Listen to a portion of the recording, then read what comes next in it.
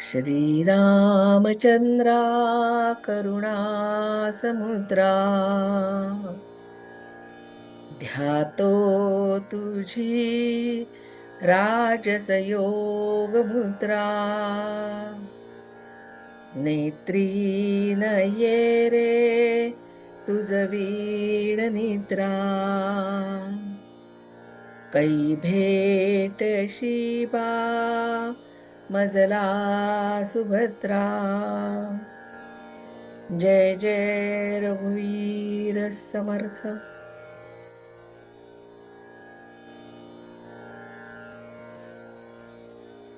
नमस्कार. आपला 13वा दशक चाललाय आणि त्यामधला आज आपण 7वा समास बघणार आहोत.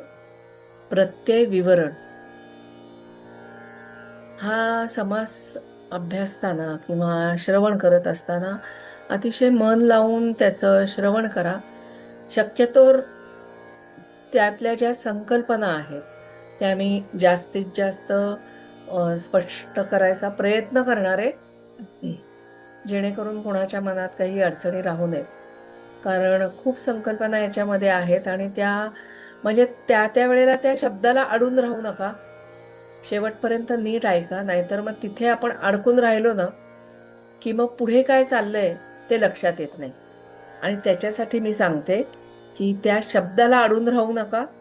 आधी पूर्ण समास नीट श्रवण करणं हे महत्वाचं आहे. आता याआधी आपण लघुबोध हा समास आपण अभ्यासला. त्यामध्ये समर्थांनी अभ्यास, विवेक आणि आत्मविचाराच्या माध्यमातनं साधकाला आत्मस्वरूपाच्या बोधाकडे नेलं या आधीच्या समासामध्ये. पण केवळ एखादं तत्व ऐकणं, वाचणं आणि बुद्धीने समजून घेणं म्हणजे त्या तत्वाची पूर्ण जाणीव झाली असं नाही, हे लक्षात घ्या. तर समजलेलं ज्ञान जेव्हा साधना, विचार आणि स्वानुभव यातून आपल्या मनामध्ये दृढ होतं तेव्हा त्याला प्रत्यय म्हणता येतो. आणि म्हणूनच लघुबोधमध्ये झालेल्या आत्मतत्वाचा जो बोध केला त्यांनी, त्या बोधानंतर त्या बोधाची अनुभवाच्या पातळीवर चिकित्सा आणि उकल करणारा पुढचा टप्पा म्हणजे हा प्रत्यय विवरण आहे असं आपल्याला म्हणता येईल. प्रत्यय या शब्दातच खूप आहे. म्हणजे हा समास नीट अभ्यासण्यासारखा आहे. सूक्ष्म विचार याच्यामध्ये सांगितलेला आहे. आता इथे समर्थ आपल्याला आत्मा, अनात्मा, अंतरात्मा आणि सर्वात्मा याचा विचार करायला लावतात. आणि इथे त्यांनी त्याचा विचार केलेला आहे. ब्रह्म आणि आत्मा यांचं स्वरूप स्पष्ट करण्यासाठी समर्थांनी खूप काही दृष्टांत दिलेले आहेत. तसंच विचार, श्रवण आणि संग याचा मनावर काय परिणाम होतो तेही आपल्याला उकलून सांगतात. हा जो सगळा विचार समर्थ आपल्याला सांगतात, यातून साधकांनी फक्त आत्मतत्व समजून घ्यायचं नाही, तर ते आपल्या अनुभवात कसं दृढ होईल, काय करायचं नेमकं लक्षात घ्या, ते अनुभवामध्ये कसं दृढ होईल याचा मार्ग आपल्याला शोधायचा आहे. आणि म्हणूनच हा समास अभ्यासताना सुरुवातीपासूनच एक प्रश्न मनात ठेवायचा आहे बरं का. आपण जे जाणतो, जे ऐकतो, जे समजतो त्याचा आपल्याला खरोखर प्रत्यय आला आहे का? एवढा दूरवर आपण विचार करत नाही, पण आपल्याला याचा प्रत्यय आला आहे का? याच प्रश्नाच्या दिशेने समर्थ ह्या संपूर्ण समासामध्ये आपल्याला घेऊन जातात. आता आधी प्रत्यय विवरण या नावाचा आपण अर्थ बघूया, कारण मगापासून प्रत्यय चाललंय.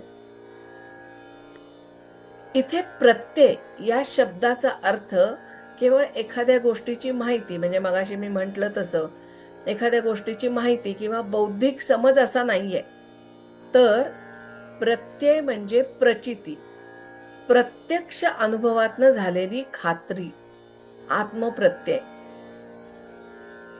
पुन्हा एकदा सांगते, एखादं तत्व ऐकलं, वाचलं किंवा अगदी विचाराने समजून घेतलं त्या गोष्टी आपण करतो, पण तरीही ज्ञान पूर्ण होत नाही असं समर्थ मला सांगतायत. तर जेव्हा त्या तत्वाची स्वतःला अनुभूती येते आणि अंतःकरणात त्याची खात्री पटते, तेव्हा त्याला प्रत्यय किंवा प्रचिती असं आपल्याला म्हणता येईल. आणि विवरण म्हणजे मागे आपण बघितलंय की विवरण म्हणजे एखाद्या विषयाचं सविस्तर विवेचन, त्याची उकल किंवा विश्लेषण. हे दोन जे शब्द आहेत ते कळले आपल्याला. म्हणजे प्रत्यय विवरण याचा जर सलग अर्थ बघितला तर आत्मप्रत्यय म्हणजे काय, तो कसा दृढ होतो आणि त्या अनुभवापर्यंत साधकाची वाटचाल कशी होते याचं सविस्तर वर्णन म्हणजे प्रत्यय निरूपण. पुन्हा एकदा सांगते, आत्मप्रत्यय म्हणजे काय, तो कसा दृढ होतो आणि त्या अनुभवापर्यंत साधकाची वाटचाल कशी होते याचं सविस्तर वर्णन म्हणजे प्रत्यय विवरण. आता हे जे नाव आहे ते या समासाला अगदी सार्थ आहे. बघा, समर्थ सुरुवातीला ब्रह्म, आत्मा, अनात्मा याचा विचार करतात. पुढे जाऊन म्हणजे एकूण संपूर्ण समासात काय टप्पे आलेत, पुढे जाऊन विचार, श्रवण आणि संग याचा मनावर होणारा परिणाम स्पष्ट करतात. आणि शेवटी विवेकाच्या साहाय्याने कर्त्या परमेश्वराची ओळख करून घेण्याकडे साधकाला घेऊन जातात. म्हणजे तुमच्या लक्षात आलं का, या समासाचा केंद्रबिंदू केवळ ज्ञान इतकाच आहे का? या समासाचा केंद्रबिंदू ज्ञान काय आहे, हाय. हा नाही तर समजलेलं ज्ञान स्वतःच्या अनुभवात कसं उतरेल आणि त्याचा प्रत्येक कसा दृढ होतो हा विषय याच्यामध्ये आहे. इथे एक गोष्ट महत्वाची लक्षात घेण्यासारखी आहे, म्हणजे या समासामध्ये प्रत्यय ही संकल्पना फक्त या समासापुरती आलेली नाहीये. म्हणजे एकदम अचानक आली आहे का, तर असं नाहीये. तर यापूर्वी आपण 12व्या दशकामध्ये प्रत्यय निरूपण हा विषय बघितला. नंतर त्यामध्ये समर्थांनी श्रवणातून मिळालेलं जे ज्ञान आहे त्या ज्ञानाला स्वानुभवाची जोड का आवश्यक आहे हे त्यामध्ये त्यांनी स्पष्ट केलं. याशिवाय या समासाच्या पूर्वीचा समास म्हणजे लघुबोध आपण बघितला, यामध्ये पण साधकाला विचारातनं आत्मतत्वाच्या बोधाकडे नेले. म्हणजे पुन्हा समर्थांनी इथे केवळ ऐकलेलं किंवा तर्काने मान्य केलेलं ज्ञान अंतिम ज्ञान मानू नये, तर त्यांनी त्याची स्वतःला अनुभूती आली पाहिजे, त्याची खात्री झाली पाहिजे, हा विचार स्पष्ट केलाय. मुद्दामून ते सांगतीये कारण आपल्याला असं वाटतं, हा भ्रम होतो की मी हे ऐकलंय, वाचलंय, बरेचदा ऐकलंय. म्हणजे कारण आता साधी गोष्ट लक्षात घ्या, दासबोध हा ग्रंथ आम्ही खूप वेळा त्याचं पारायण करतोय, वाचन करतोय. तो विचार आमच्या मनात उतरलाय का, त्या विचारांची आम्हाला प्रचिती आली आहे का याचा आम्ही विचार करतच नाही. म्हणजे बरेचदा असं होतं, कार्यक्रमाचं नियोजन करताना आपण दासबोधातला एखादा विषय घेऊन बोलूया हा, किंवा त्याच्यावर प्रवचनकारांना बोलूया. नाही, नको वेळा मनाचे श्लोक नको, खूप वेळा ऐकलेत. अरे पण ते आतमध्ये उतरलेत का? पण आमचा असाच समज होतो की आम्ही जे ऐकलंय, वाचलंय, सतत ऐकतोय म्हणजे आम्हाला ते कळलंय, दासबोध आमच्यामध्ये पूर्ण उतरलाय, हा भ्रम आमच्यामध्ये निर्माण होतो. म्हणून मी पुन्हा पुन्हा सांगते आणि समर्थही पुन्हा पुन्हा सांगतात की त्याची अनुभूती स्वतःला आली आहे का हे लक्षात घेतलं पाहिजे, त्याची खात्री झाली पाहिजे. हा विचार समर्थ आपल्या समोर मांडतायत. आता यातला सारासार निरूपण 13व्या दशकातला हा जो समास होता, यापासून हा विचार समर्थ पुढे आणत राहतात. सार आणि आसार याचा विवेक करताना समर्थ पंचमहाभूताच्या विचारातनं आपल्याला लघुबोधपर्यंत घेऊन येतात आणि तिथे आत्मतत्वाचा शोध घेत मी कोण आहे या प्रश्नासमोर समर्थ आपल्याला उभं करतात. बघा, म्हणजे एक एक विचार, एक एक टप्प्यात समर्थ आपल्या समोर आणतायत. कुठलाही विषय आपल्या समोर जड होईल असं त्यांनी मांडलेला नाहीये. म्हणजे ह्या मी कोण ह्या प्रश्नासमोर समर्थ आपल्याला उभं करतात. आता पुढचा स्वाभाविक प्रश्न हा आहे की हा आत्मबोध केवळ विचारात न राहता तो प्रत्यक्ष त्याचा प्रत्यय कसा येईल. हा आला पाहिजे ठीक आहे, पण त्याचा प्रत्यय कसा येईल आणि जे विचार आपण करतो त्या विचारांचा, संगतीचा आणि श्रवणाचा मनावर काय परिणाम होतो, ह्या गोष्टी वारंवार सांगते, कारण ह्या गोष्टीचंच महत्व समर्थ आपल्याला यामध्ये सांगतायत. एखाद्या वाक्यांचे सतत आघात झाले की ते आमच्या मनावर ठसतात. त्यामुळे मला यामधनं काय लक्षात घ्यायचंय, त्यासाठी ही वाक्य वारंवार ऐकली की लक्षात येतं की अरे खरंच या गोष्टींचा माझ्या आयुष्यामध्ये खूप मोठं महत्व आहे. आणि ह्या सगळ्या प्रक्रिया ज्या समर्थ सांगतात, या सगळ्या प्रक्रियेतून शेवटी कर्त्या परमात्म्याची ओळख कशी पटते कुठपर्यंत घेऊन जात आहेत बघा. या सगळ्या प्रश्नाची उकल समर्थ या समासामध्ये करतात. आणि समर्थांचा हा आग्रह आहे, म्हणजे हा तुम्हाला प्रत्यय आला पाहिजे, हा त्यांचा जो आग्रह आहे तो फक्त दासबोध ग्रंथातच मर्यादित ठेवलाय का, तर तसंही नाही. प्रत्यय आणि जीवनामध्ये त्यांनी आपल्या रोकडी प्रचिती याला अतिशय महत्व दिले. प्रचितीला महत्व आहेच, स्वतःला आलेला अनुभव हा महत्वाचा आहे. आणि तो आपण बघा, म्हणजे आपल्याला सुद्धा बऱ्याच गोष्टीचा जेव्हा अनुभव येतो ना, तेव्हा ते शहाणपण येतं. म्हणूनच समर्थ म्हणतात रोकडी प्रचिती अतिशय महत्वाची आहे. दासबोधा व्यतिरिक्त इतरही त्यांनी त्या प्रत्ययाला महत्व दिले. आता इतरत्र ठिकाणी बघण्यापेक्षा एक अंतर्भाव हे समर्थांचे एक लघु प्रकरण आहे, ते बघूया. या प्रकरणामधलं दुसरा जो समास आहे, 6 समास आहेत त्यामध्ये एकूण, त्यातला जो दुसरा समास आहे त्या समासामध्ये ते साधना आणि प्रत्यक्ष अनुभवाशिवाय केवळ शब्द ज्ञान अपुरं आहे हे स्पष्ट करतात. काय म्हणतात तिथे ते,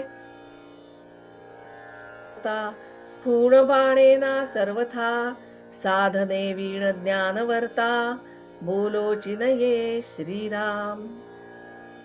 सर्वात्मा, सर्वात्मा हा शब्द आपण कितीही वेळा उच्चारला, त्याचा अर्थ कितीही सुंदर पद्धतीने आपल्यापर्यंत पोहोचवण्याचा प्रयत्न झाला, तरी त्याचा प्रत्यक्ष बोध झाल्याशिवाय त्या शब्दाची खरी खूण आपल्याला पटत नाही.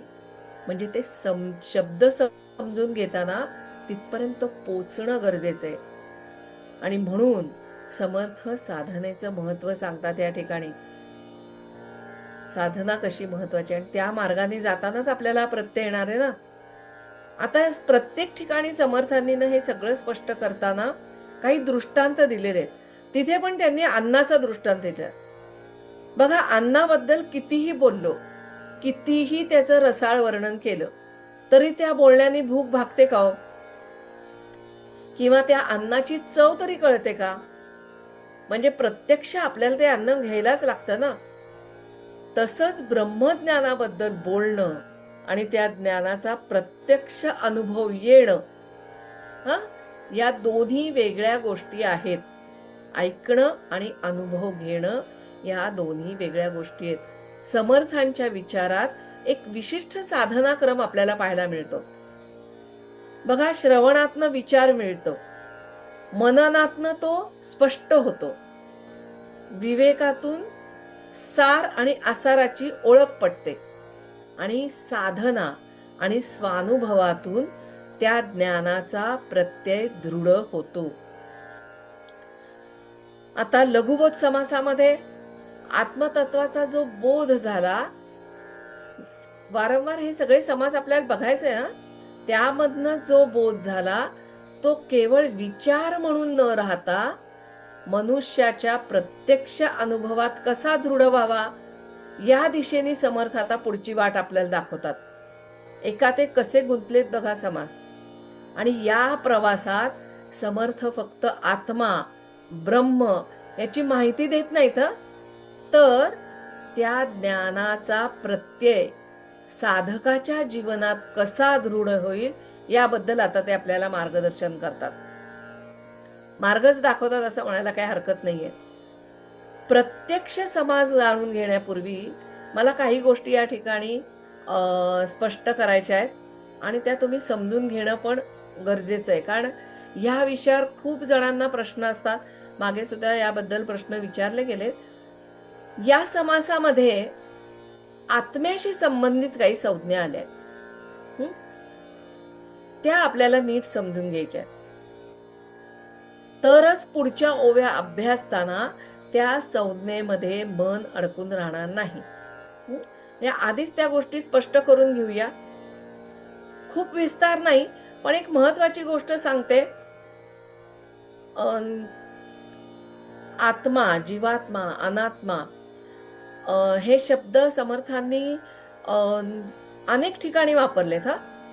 म्हणजे आत्मतत्व समजावून सांगताना हे शब्द आलेले.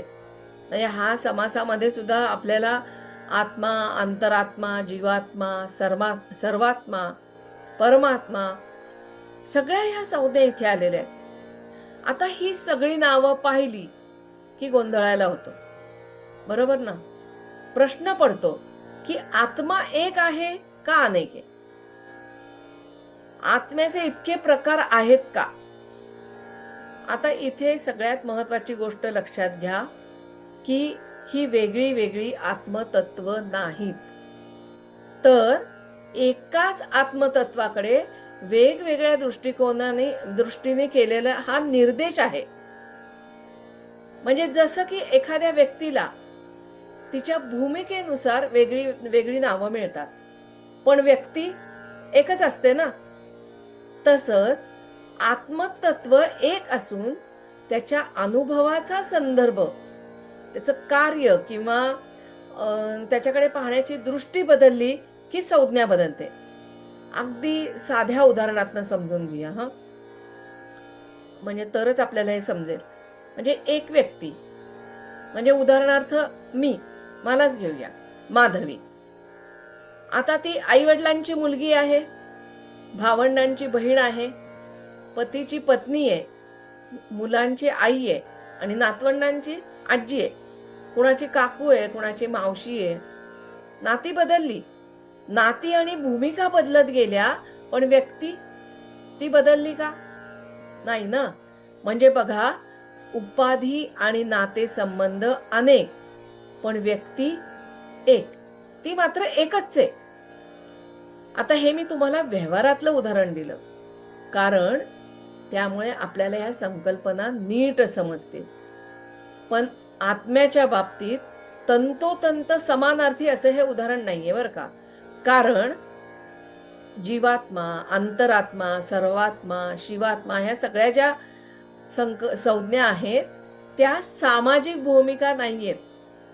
आता माधवीशी संबंधित ज्या भूमिका होत्या त्या सगळ्या सामाजिक आहेत ना, कौटुंबिक आहेत.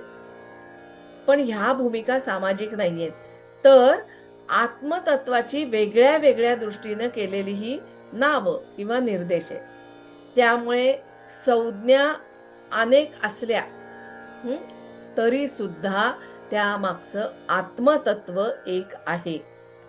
आणि त्यामुळे समास अभ्यासताना या संज्ञा जरी कितीही वेळा आल्या तरी गोंधळून जायचं नाही. त्यांना आत्म्याचे वेगळे वेगळे प्रकार समजायचे नाहीत, तर एकाच आत्मतत्वाचं हे वेगळे वेगळे निर्देश म्हणून त्यांचा अर्थ नीट समजून घ्यायचा आहे. मला असं वाटतं की यातला गोंधळ संपला असावा. माझ्या परीने ते थोडंसं सोपं करून सांगण्याचा प्रयत्न केला. पण आता जिथे जिथे हे विषय येतील तर तिथे तुम्ही अडखळू नका. सलग आणि सहज आपला मार्ग आणि ह्या समासाचा प्रवास होऊ दे अशी यातन इच्छा आहे. चला तर आता आपण या समासाच्या पहिल्या ओळीकडे वळूया. समर्थांनी समासाची सुरुवातच, म्हणजे यामध्ये दृष्टांतही दिलेत. या समासाची सुरुवात समर्थांनी अशा दृष्टांतांनी केली आहे की पुढे येणाऱ्या ब्रह्म, आत्मा आणि अनात्मा यांच्या विवेचनाची पायाभरणी यातनं होते. ब्रह्मासारखा सूक्ष्म विषय म्हणजे शब्दामध्ये पण तो मांडता येत नाही असा शब्दांच्या पलीकडे असणाऱ्या या तत्वाचा विचार करताना समर्थ आपल्या समोर आकाशाचा दृष्टांत ठेवतात.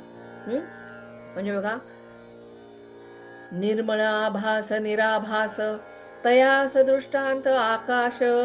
आकाश म्हणजे अवकाश, पसरला पैस श्रीराम. छान आहे पहिली ओवी. समर्थ काय म्हणतात? निर्मळ, निराभास, निश्चळ असणाऱ्या ह्या परमात्म वस्तूला फक्त आकाशाचाच दृष्टांत येतो. आता असं काहीतरी भव्य दिव्य आपल्याला सांगितलं तर आपल्याला याची थोडी कल्पना येईल ना, म्हणून इथे समर्थ आकाशाचा दृष्टांत देत आहेत बरं का. पण उपजे ते नाशे या न्यायानुसार हे सगळं नष्ट होणारे हेही लक्षात ठेवायचंय, कारण आधीच्या समासांमध्ये समर्थांनी ही गोष्ट आम्हाला समजून दिलेली आहे. आता इथे आकाशाचा दृष्टांत देतात. बघा, आकाश सगळीकडे पसरले, त्याला स्वतःचा आकार नाही, रंग नाही, स्पर्श नाही, बरोबर. त्याच्यात असंख्य गोष्टी घडत असतात. म्हणजे बघा, ढग येतात, पाऊस पडतो, वारा वाहतो, तिथे पक्षी उडत असतात. या सगळ्याच्या जाण्या येण्याने आकाशावर काही परिणाम होतो का? आकाश बदलतंय का? नाही बदलत. आकाश म्हणजे अवकाश, पसरला पैस.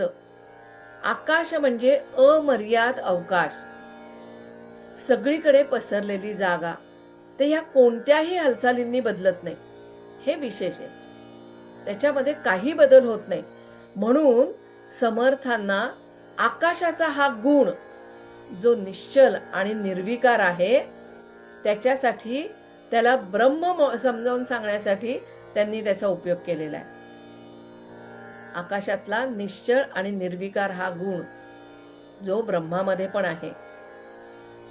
जे काही भासतं, दिसतं आणि अनुभवाला येतं ते दृश्य जग सतत बदलत असतं, बरोबर ना. तिथे आपल्याला काही भासतं, काही दिसतं, बऱ्याच गोष्टी अनुभवाला येतात, सतत बदलत असतं हे जग. पण त्या बदलत्या दृश्याच्या पाठीमागे असलेलं तत्व समर्थ कुठे घेऊन जात आहेत बघा. आपण अडकलोय ह्या बदलणाऱ्या दृश्य जगात, पण ह्या पाठीमागचं जे ह्या बदलाच्या पाठीमागे असणारं हे तत्व स्वतः त्या बदलांचा भाग होत नाही. आकाशात ढग आले की आपल्याला आकाश काळं झालं असं वाटतं ना, पण प्रत्यक्षात बदल आकाशात असतो का ढगामध्ये होतो? ढगामध्ये होतो, आकाशात होत नाही. म्हणजे ढग येतात आणि जातात, पण आकाश तिथेच राहतं. समर्थ या ठिकाणी जे बदलतं आणि जे बदलत नाही याचा विवेक करायला सांगतायत.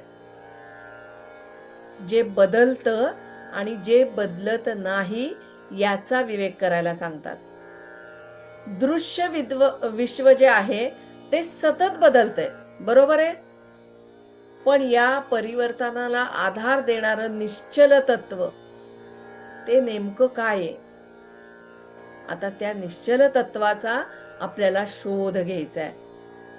अर्थात भौतिक आकाश आणि ब्रह्म याची संपूर्ण समानता समर्थांना अभिप्रेत नाहीये. आकाश हा केवळ ब्रह्माच्या निश्चलतेचा आणि व्यापकतेचा दृष्टांत आहे, हे लक्षात घ्या.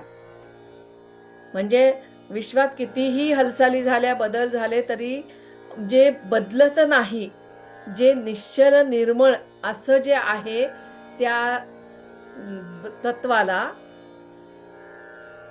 समर्थ ब्रह्म असं म्हणतात. म्हणजे ब्रह्म ही संकल्पना स्पष्ट होणं गरजेचं आहे. जे निश्चल आहे, बदलत नाही, ते ब्रह्म आहे. कितीही आपल्या समोर बदल होत गेले तरी सुद्धा ह्या निश्चल तत्वामध्ये बदल होत नाही. त्यामुळे आता ब्रह्म काय आहे ही संकल्पना थोडी तरी आपल्याला समजली असेल असं मला वाटतं.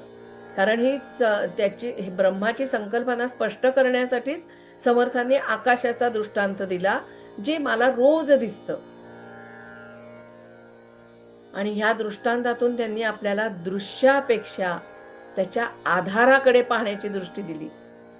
म्हणजे मुख्य तत्व कुठलंय ते पहा, हे समर्थ मला सांगतात. पण पुन्हा इथे पाहणं, केवळ पाहणं पुरेसं नाहीये. म्हणून ते पुढे काय म्हणतात? प्रत्यये पाहता यथार्थ. एखादी गोष्ट डोळ्यांनी दिसली, कानाने ऐकली किंवा बुद्धीने समजली, इतक्यावरच त्याचं यथार्थ ज्ञान झालं नाही, तर तिचा अर्थ आत अंतःकरणामध्ये उमगला पाहिजे. तरच त्या ज्ञानाला प्रत्ययाची जोड मिळते. प्रत्यय विवरण बघतोय ना आपण. त्यामुळे हा प्रत्यय समर्थ आपल्याला वारंवार समजून सांगतायत. आता पुन्हा एक साधं उदाहरण बघूया, कारण जे दिसतायत त्यांच्या चेहऱ्यावर थोडा गोंधळ दिसतोय. एक साधं उदाहरण बघूया, जवळचं. म्हणजे एखाद्याने जर मला त्याने खाल्लेला आंबा चवीला कसा गोड होता, किती मधुर होता, हे रंगवून रंगवून कितीही सांगितलं, तरी पण तो आंबा जोपर्यंत मी स्वतः चाखत नाही, तोपर्यंत त्या चवीचा मी स्वतः अनुभव घेते का? नाही ना. तोपर्यंत मला त्याची गोडी समजत नाही. वर्णनातनं काय होतंय? माहिती मिळते, अचूक माहिती मिळते, पण स्वतः त्याचा अनुभव घेणं, ते फळ चाखल्यावर त्याची खात्री पटते आणि तो अनुभव काही वेगळाच असतो. त्या गोडीत आपण रमून जातो ना. त्यामुळे तसंच समर्थांनी परमतत्व उलगडून सांगितलं, ते आपण ऐकू शकतो, त्याचा विचार करून समजूनही घेऊ शकतो, पण त्या तत्वाचा स्वतःला प्रत्यय येणं ही महत्वाची गोष्ट आहे. प्रत्यय वीण पाहता व्यर्थ सकळ काही. प्रत्ययाशिवाय सगळं व्यर्थ आहे. ज्याचा प्रत्यक्ष अनुभव येत नाही, ते खरं मानता येत नाही. आणि हे परमात्म्याच्या बाबतीत आहे की तो अनुभव तुम्ही घेतला पाहिजे. म्हणजे शब्दातून मिळालेलं ज्ञान ही सुरुवात आहे, पण ज्ञानाची जी आपल्याला स्वतःला पटलेली अनुभूती आहे, ही त्याची पूर्णता आहे, हे लक्षात घ्या. समर्थ पुढे सांगतात की निश्चल ब्रह्म आणि चंचल अंतरात्मा. आता इथे पण गोंधळ होतो. निश्चल ब्रह्म आणि चंचल अंतरात्मा याचा नेमका संबंध काय? कारण आता आपण चंचल अंतरात्मा म्हणजे काय, मग आत्मा म्हणजे काय, गोंधळ येत ना इथे. आता ते जर समजून घ्यायचं असेल तर समर्थ म्हणतात की या ठिकाणी मी तुला वायूचा दृष्टांत देतो. तिसरी ओवी. ब्रह्म हे निश्चल आहे, तर व्यवहारात देह, मन आणि बुद्धी याच्या माध्यमातून व्यक्त होणारं आत्मतत्व चंचल स्वरूपात अनुभवायला येतं. नीट समजून घ्या हा. ब्रह्म निश्चल समजलं. आता व्यवहारामध्ये देह, मन आणि बुद्धी याच्या माध्यमातून काय होतं? तर याच्या माध्यमातून व्यक्त होतं ना. तर या माध्यमातून व्यक्त होणारं आत्मतत्व चंचल स्वरूपात अनुभवायला येतं. जसं वायू आपल्याला प्रत्यक्षात दिसतो का? नाही दिसत, पण त्याचं अस्तित्व जाणवतं ना. त्याची हालचाल जाणवते. झाडाची पानं डोलतात, धूळ उडते, घराच्या खिडक्या उघड्या असतील तर पडदे हलतात. म्हणजे वायू अदृश्य असला तरी त्याची चंचलता त्याच्या परिणामातून आपल्याला अनुभवायला मिळते. इथे एक गोष्ट लक्षात घेण्यासारखी आहे, विशेष लक्षात घेण्यासारखी आहे, ती म्हणजे समर्थ आत्म्याला ब्रह्मापासून स्वतंत्र आणि अंतिम तत्व म्हणून मांडत नाही. ही दोन स्वतंत्र तत्व म्हणून मांडत नाहीयेत, तर त्या चंचल अनुभवाचाही विवेक करायला सांगतात. आपल्याला हे विवेक पण करायचा आहे आणि साधकाला पुन्हा निश्चल तत्वाकडे घेऊन जातात. एक एक टप्प्यातनं जायचंय. चौथ्या ओवीमध्ये हे जे समर्थांनी दोन वेगळे वेगळे दृष्टांत दिलेत. आता घटाकाश आणि घटबिंब हे दोन दृष्टांत समर्थ आपल्याला देतात. बघा, समर्थांना कल्पना आहे विषय अवघड आहे. समजणं थोडं कठीण जाणार आहे. म्हणून त्यांनी किती, आता 4थ्या ओळीत आले तरी परत दृष्टांत आहेच. आकाश झालं, वायू झालं. आता इथे घटाकाश आणि घटबिंब हे 2 उदाहरणं त्यांनी दिली. या दोन्हीचा संबंध कशाशी आहे? घटाशी आहे. आणि त्यामुळे प्रथम दर्शनी आपल्याला असं वाटू शकतं की हे दोन्ही सारखंच आहे. पण समर्थांनी या ठिकाणी स्पष्ट सांगितलंय काय? विवरता अर्थ दोन्हीचा भिन्न आहे. ओव्या नीट वाचला की आमच्या लक्षात येतं. म्हणजे या दोन्हीच्या दृष्टांताचा नेमका आशय वेगळा आहे.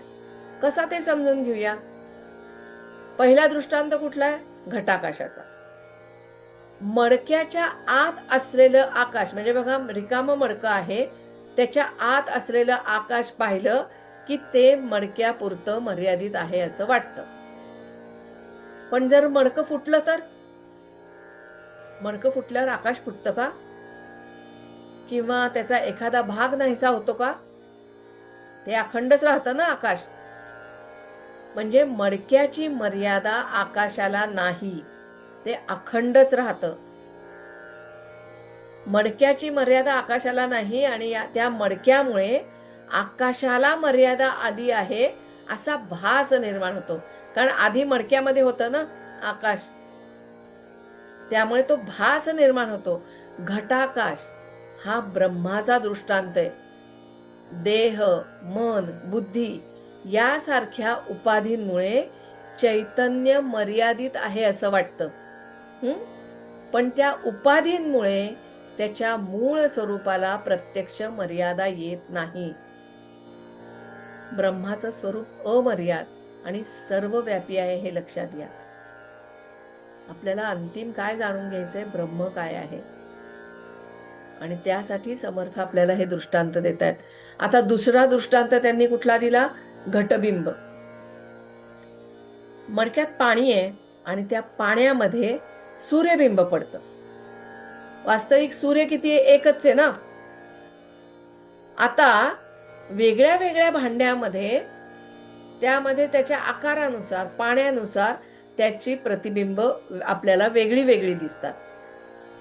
या मडक्यात जे पाणी आहे ते हललं की प्रतिबिंब काय होतं? हलतं. पाणी जर स्वच्छ असेल तर ते प्रतिबिंब स्पष्ट दिसतं आणि पाणी अस्थिर असेल तर प्रतिबिंब अस्थिर दिसतं. किती सोपं उदाहरण समर्थ इथे देत आहेत. इतके बदल त्या घटातल्या पाण्यात होतात आणि त्याचा परिणाम जो आहे तो त्या प्रतिबिंबावर आपल्याला होताना दिसतो. पण ज्याचं प्रतिबिंब त्या पाण्यात पडलं आहे त्या मूळ सूर्यावर त्या बदलाचा परिणाम होतोय का? नाही होत ना. मूळ सूर्य जसा आहे तसाच आहे. आता या दृष्टांतातनं व्यवहारात अनुभवाला येणाऱ्या आत्म्याच्या चंचल भासाचा अर्थ आपल्याला समजतो. चंचल भासाचा अर्थ समजतो. म्हणजे आत्म्याच्या चंचल भासाचा अर्थ परत गोंधळायचा. मी वाक्य अर्ध बोलले की पुन्हा गोंधळायचा. या दृश्यातून व्यवहारात अनुभवायला येणाऱ्या आत्म्याच्या चंचल भासाचा अर्थ आपल्याला समजतो.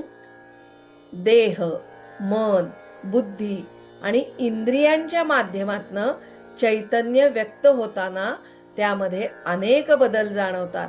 मन बदलतं, विचार बदलतात, भावना बदलतात, अनुभव बदलतात. बघा आपण ह्या विचार मागे पण केलाय समर्थांनी. आणि त्यामुळे आत्मतत्व पण बदलतं असा आपल्याला भास होतो.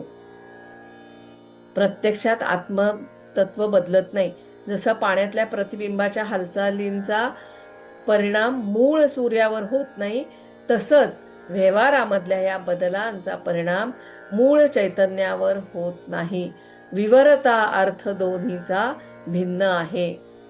म्हणजे दोन्ही दृष्टांतात मडक्याशी संबंध आहे म्हणून ते सारखे असले तरी समर्थांना यातून आपल्याला वेगळ्या वेगळ्या गोष्टी समजून सांगायच्या आहेत. बघा घटाकाशामध्ये मडकं महत्वाचं नाही तर मडक्यामुळे आकाशाला मर्यादा आल्यासारखी वाटते, हा मूळ मुद्दा आहे. हा भ्रम होतो, पण वास्तविक तो भास आहे. मडकं फुटलं तरी आकाश अखंडच राहतं. त्यामुळे घटाकाशातून ब्रह्माची अमर्यादिता आणि निश्चलता आपल्याला समजते. घटाकाश हा दृष्टांत असा आहे. आणि घटबिंबामध्ये, यामध्ये मात्र पाणी महत्वाचं आहे. यामध्ये कितीही पाणी हललं, प्रतिबिंब हललं, पाणी अस्थिर झालं, प्रतिबिंब अस्थिर झालं, तरी यातून चैतन्याचा देह मनाच्या माध्यमातनं चंचल भास कसा होतो हे त्यातनं समजवलंय. म्हणजे आपला देह जो चंचल आहे, मनाच्या माध्यमातनं तो चंचल आहे असा आपल्याला जो भास होतो तो कसा होतो हे समर्थ आपल्याला समजवतात. म्हणजे एकातनं निश्चल अमर्याद तत्व समजवलं, तर दुसऱ्यातून व्यवहारात चंचल भासणारं चैतन्य समजवलं. चंचल अंतरात्मा आणि निश्चल ब्रह्म हा फरक त्यातनं आपल्या लक्षात येतोय. हे समर्थांचे हे दृष्टांत इतके सोपे आहेत की ही जी संकल्पना आहे ती आपल्याला नीट समजते, कुठलीही शंका राहत नाही. म्हणजे समर्थांचं हे वैशिष्ट्यच आहे. प्रत्येक गोष्टीचं विवरण सखोल त्याचं विवेचन इतकं करतात, इतकं छान समजून सांगतात की मुद्दा आपल्याला पटतोच. इथे समर्थ आपल्याला एक महत्वाचा विवेक शिकवतात. विवेक त्यांनी सोडलेलाच नाहीये आणि आपल्यालाही शेवटपर्यंत सोडायचा नाहीये. दिसणारा बदल आणि त्या बदलाचा आधार याची गल्लत करू नका. कुठला विवेक शिकवला तर हा. प्रतिबिंब बदलतं पण मूळ सूर्य बदलत नाही. तसंच देहाच्या पातळीवर जे बदल जाणवतात म्हणून मूळ चैतन्य बदलतं असं मानायचं नाही. पुढे जेव्हा समर्थ चंचल आणि निश्चळ याचा सूक्ष्म विचार करतात ना, तेव्हा त्याचा अधिक उलगडा होतो. आता या सगळ्या विवेचनात आमच्या लक्षात आले, दृश्य जगाचा स्वभाव चंचल आहे. जे आज आहे ते उद्या बदलणार आहे. जे निर्माण झालं ते एक दिवस जाणार आहे हे आम्हाला कळलंय. आणि म्हणूनच तर ते चंचल आहे ना. या सगळ्या होणाऱ्या बदलांची जाणीव आपल्याला होते, पण त्या जाणीवेच्या मुळाशी काय आहे याचा शोध आपल्याला घ्यायचा आहे. आणि हा विवेक समर्थ आम्हाला शिकवतात. पुढे समर्थ अविद्या जड आत्मा चंचळ,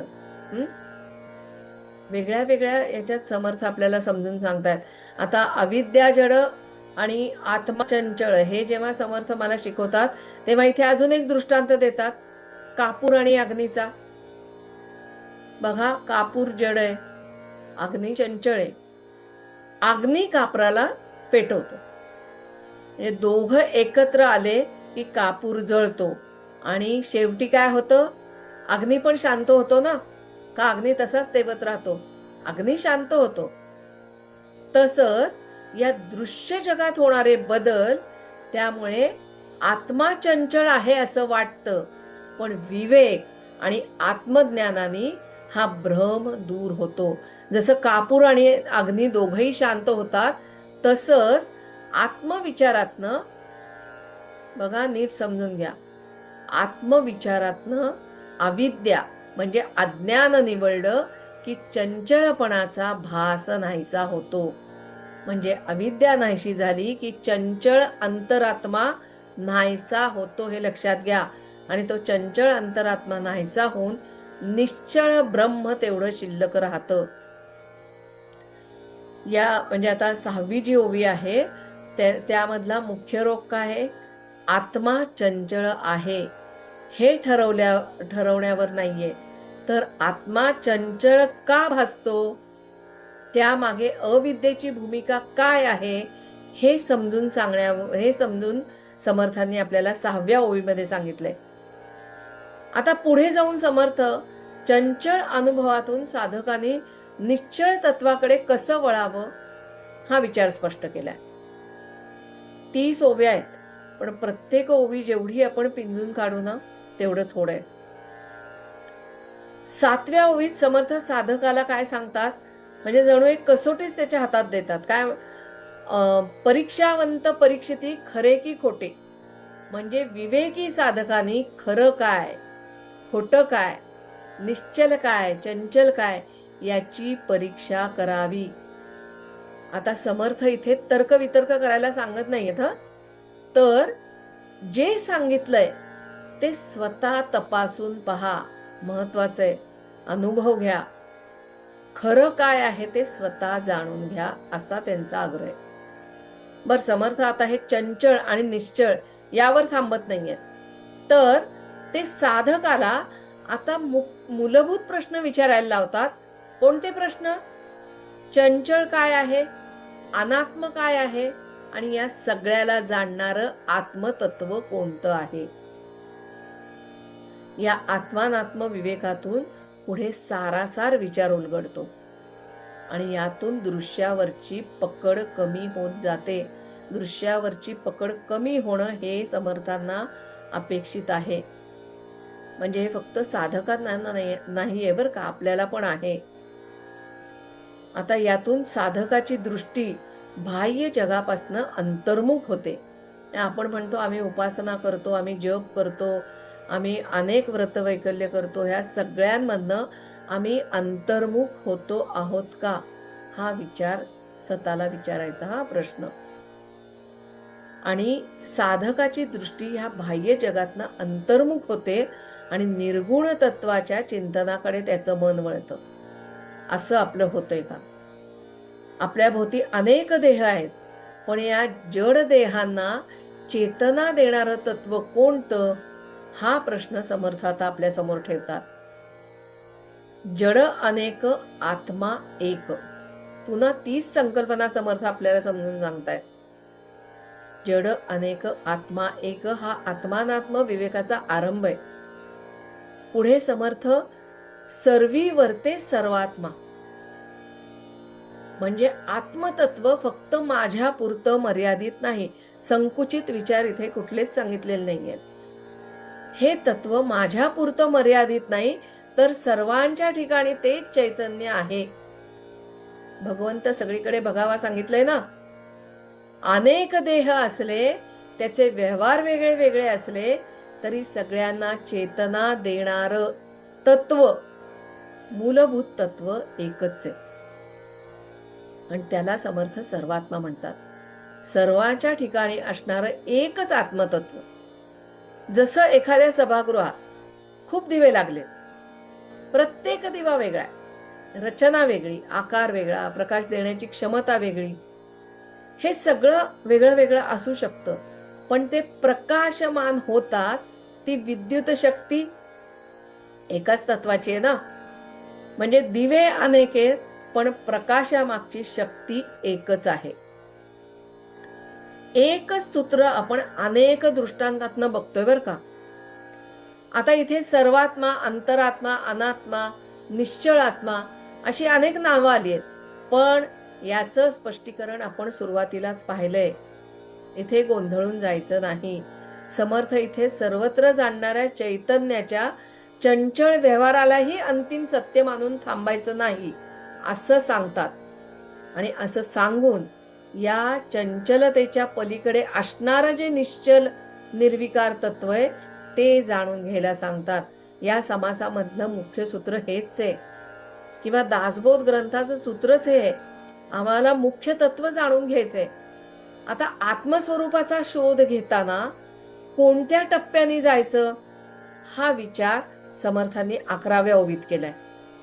अतिशय महत्वाची आणि नेमकी ओवी हं. म्हणजे त्यामधला पहिला टप्पा काय, आत्मानात्म विवेक. याचा विचार आपण विस्ताराने यापूर्वी केलेला आहे. जे सतत दिसतं, जे बदलतं, त्या बदलाची जाणीव करून देतं, त्याचा भेद ओळखणं,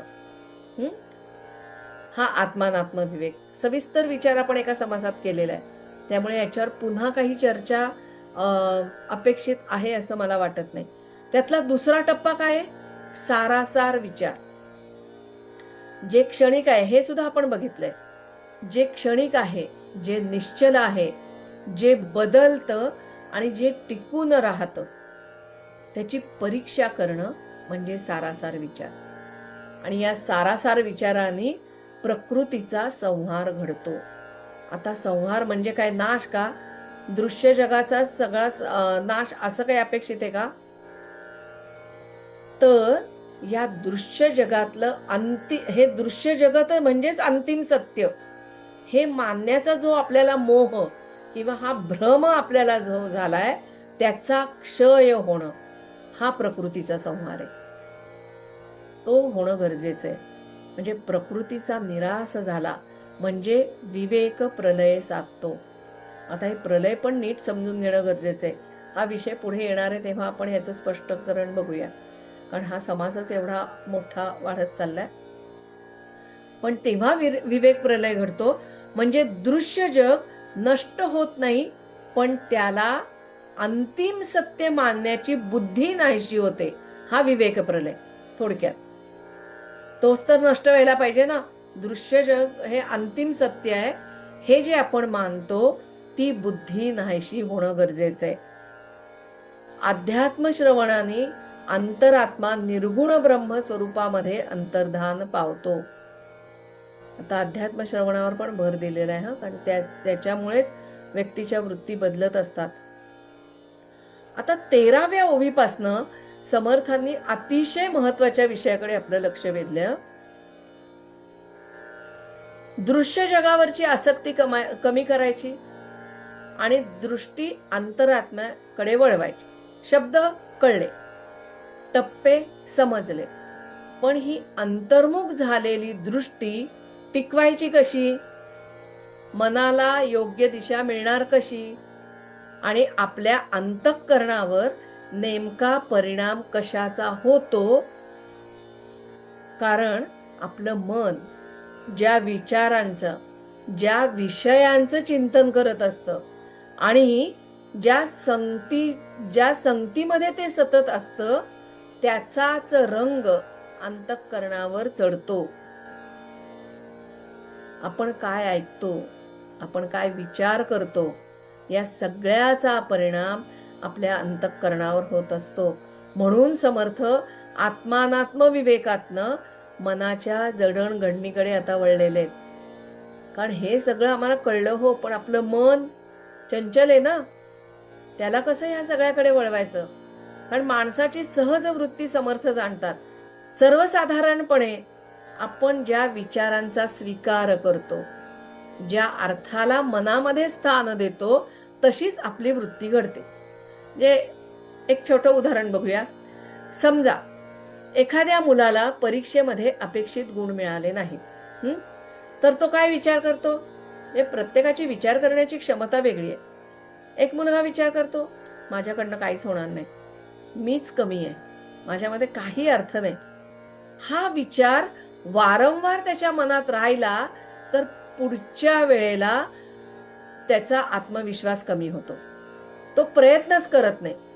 पण याच्या उलट दुसऱ्या मुलाने काय विचार केला, या वेळेला कमी गुण मिळाले, ठीक आहे, कुठे कुठे चुका झाल्या त्या तपासून बघूया आणि पुढच्या वेळेला यामध्ये सुधारणा करूया. आता त्याचा हा विचार, त्याचा आत्मविश्वास तर वाढवतोच, पण त्याच्यामध्ये प्रयत्न करण्याची वृत्ती निर्माण होते. म्हणजे बघा, घटना एकच आहे, पण अर्थ वेगळा वेगळा घेतल्याने मनाची दिशा बदलली. समर्थ इथे काय सांगतायत, लक्षात येतंय का? घडणाऱ्या घटना आपल्या हातात नसतात, पण त्या घटनेचा अर्थ आपण मनात कसा स्वीकारतो याचा आपल्या वृत्तीवर परिणाम होतो. आणि म्हणून मनात कोणता विचार दृढ करायचा याबाबतही विवेक आवश्यक आहे. आता इथे सत्संगाचं महत्व आपल्या समोर येतं. चांगला संग मनाला चांगला अर्थ देतो. चांगलं श्रवण विचारांना दृढ करतं आणि ते विचार हळूहळू आपल्या वृत्तीचा भाग बनतात. महत्वाचं आहे ते. आणि म्हणून 14वी जी ओवी आहे त्या ओवीमध्ये समर्थ सत्संग आणि उत्तम श्रवणाकडे आपलं लक्ष वेधतात. आपलं मन ज्या दिशेला त्याला नेऊ त्याच दिशेने ते वाहत जातं, त्या अर्थाला धरून राहतं. आता तशीच त्याची वृत्ती पण त्याच दिशेला वाहत जाते. म्हणून आपण काय विचार करतो, कोणत्या विचारांना स्थान देतो याची जाणीव असणं महत्वाचं आहे. शब्दांचा खीस काढण्यापेक्षा समर्थ मला इथे मार्ग दाखवतात, त्या मार्गावर चालणं किती आवश्यक आहे बघा. आपण जे सतत श्रवण करतो त्यामध्ये पण सावध राहणं आवश्यक आहे. म्हणजे 16व्या ओवीत त्यांनी सांगितलंय की वक्त्याच्या बोलण्यामध्ये श्रोते गुंग होऊन जातात. त्या वक्त्याच्या बोलण्यात ज्या भावनेचा रंग असेल त्या रंगामध्ये श्रोते पण रंगून जातात. म्हणजे आपण काय ऐकतो, कुणाचं ऐकतो, याचा परिणाम आपल्या मनावर निश्चित होतो. हा अनुभव आपल्याला पण आहे ना. हे आपल्याला रोजच्या अनुभवात दिसतं. म्हणजे बघा, बऱ्याच जण आपल्या संपर्कात अनेक व्यक्ती येतात. बऱ्याच जणांना सतत तक्रार करायची सवय असते. म्हणजे तक्रार करणं हाच त्यांचा स्वभाव असतो. माझ्या आयुष्यात काही चांगलं नाही, सगळे लोक ना वाईट आहेत, असं सारखे नकारात्मक बोलत राहतात. माझ्या परिचित एक काकू आहेत, त्या कधीही भेटल्या की माझं हेच दुखतंय, आज माझी टाचच दुखतीये, आज माझी कंबरच दुखतीये, काल रात्री झोपच लागली नाही, सारख्या तक्रारी. बोलणारा दुःखी असतो म्हणून बोलत असेल, किंवा सतत रडण्याचा त्याचा स्वभाव असतो म्हणून तो बोलत असेल. पण मुख्य मुद्दा हा आहे जो आपण लक्षात ठेवायचा, की अशा व्यक्तींच्या सतत सहवासाने आपण पण तसंच बनतो, आपण पण तसाच विचार करायला लागतो. पण याच उलट जर एखाद्या सकारात्मक विचारांच्या व्यक्तीच्या सहवासात आपण राहिलो तर आपले विचार बदलतात. आपले विचारांवर त्याच्या सकारात्मक विचारांची छाप पडते. आपणही आपोआपच सकारात्मक विचार करायला लागतो. आता हे समजून सांगताना समर्थांनी गुह्यर म्हणजे सरडा याचा दृष्टांत दिलाय. सरडा जसा परिस्थितीनुसार रंग बदलतो आपल्याला माहितीये, तसंच मनुष्याचा संग जसा असेल तसा त्याच्या मनावर, त्याच्या वृत्तीवर परिणाम होतो. खूप सावध करतात समर्थ आपल्याला. मनाच्या बदलत्या रंगासाठी समर्थांनी या ठिकाणी सरड्याचा दृष्टांत दिलाय. मनाचा संग अतिशय महत्वाचा आहे. मन कशात रमवायचं हे आपल्या हातात आहे. मोबाईल, सोशल मीडिया यामुळे हा संग व्यापक झालेला आहे, आपण बघतो.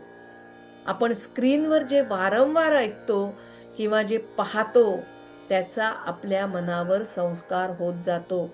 आणि म्हणून उत्तम मार्ग पाहो न धरावा, जसा संग तसा रंग.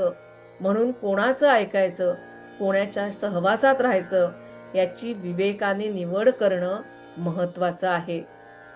कोणाच्या बोलण्याचा महत्वाचं आहे, कोणाच्या बोलण्याचा आपल्या मनावर किती परिणाम करू न घ्यायचा हे पण महत्वाचं आहे. कारण तो परिणाम होतच असतो. म्हणजे मगाशी आपण नकारात्मक सकारात्मक बघितलं तसं एखादी व्यक्ती जर स्वादिष्ट पदार्थांचं रसभरत वर्णन मगाशी आपण बघितलं तर काय होतं, म्हणजे तो पदार्थ आपण खाल्ला नाही तरी तोंडाला पाणी सुटतं. आता सध्या श्रावण चालू झालाय, इकडे असं पुरणपोळ्या वगैरे असं चालू झालंय. आता पुरणपोळीचं जर कोणी वर्णन केलं, गरम गरम मऊ मऊ लुसलुशीत गरम पोळी, पुरणपोळी आणि तिच्यावर अशी मस्त तुपाची धार, झालं वर्णन ऐकल्यावर तुम्हाला वाटलं ना आता पुरणपोळी खाऊया. म्हणजे आपली काय अवस्था झाली हे आता नकोच वर्णन करायला. पण त्याचा अर्थ काय, तर कानाने ऐकलेल्या गोष्टी मनात प्रतिमा आणि इच्छा निर्माण करू शकतात. किती महत्वाचं आहे म्हणजे आपलं श्रवण. श्रवणाचे 2 समास का समर्थ सांगतात हे लक्षात आलं असेल. म्हणूनच उत्तमाचं श्रवण अपेक्षित आहे आणि आवश्यक आहे. बरं, हे श्रवण केलेले विचार मनात रेंगाळले, त्याचं चिंतन मनन घडलं आणि महत्वाचं म्हणजे आपल्या वृत्तीत बदल घडू लागला तर त्या श्रवणाचा आपल्या अंतःकरणावर परिणाम झाला असं म्हणता येईल. म्हणून उत्तमाचं केलेलं श्रवण अंतःकरणापर्यंत पोचलं पाहिजे. नुसतं एका कानाने ऐकलं सोडून दिलं नाही, अंतःकरणात उतरणं गरजेचं आहे.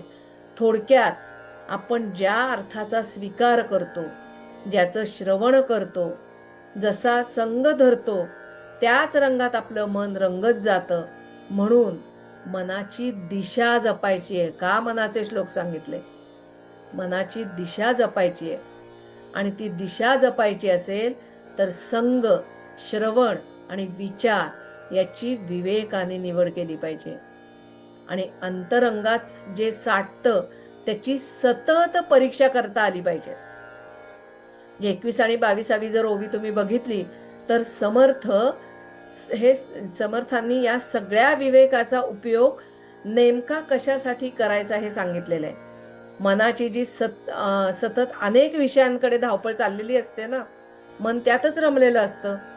क्षणिक गोष्टींमध्ये सुख शोधण्याची जी आपली धडपड आहे, जी आपल्याला सवय लागली आहे, ती सोडायला पाहिजे. मनाला एक दिशा देण्यासाठी ही गोष्ट अतिशय गरजेची आहे. मनाला विचारांची दिशा देणं गरजेचं आहे. आणि हे दिशा देऊन त्या परमसत्याचा शोध आपल्याला घ्यायचा आहे. मूळ मुद्दा समर्थ सोडत नाहीयेत. या समासाच्या शेवटी समर्थ आपल्याला बाह्य जे दृश्य जगत आहे त्या दृश्यापासून, मनाच्या विचारापासून, सुखदुःखाच्या अनुभवापासून एका महत्वाच्या प्रश्नापाशी आणून सोडतात आणि त्यातनं सांगतात, कर्त्याला ओळखावे. आता असो हे बोलणे, कर्त्यास ओळखणे, आपले हित विचक्षणे, चुको नये श्रीराम. विचक्षणे म्हणजे विवेकाने, चातुर्याने, योग्य अयोग्य असं ओळखून, म्हणजे थोडक्यात आपलं खरं हित कशात आहे हे विवेकाने ओळखावं. कर्त्याला ओळखा आणि आपलं खरं हित कशात आहे हे ओळखायला चुकू नका. हे या समासाचं सूत्र आहे आणि हेच या समासाचं पूर्णत्व आहे. ब्रह्म, आत्मा, अनात्मा यापासून समर्थांनी सुरुवात केली. विवेकाच्या आधाराने मनाला त्यांनी विखरू न देता देवाचा शोध घ्यावा हे सांगितलंय.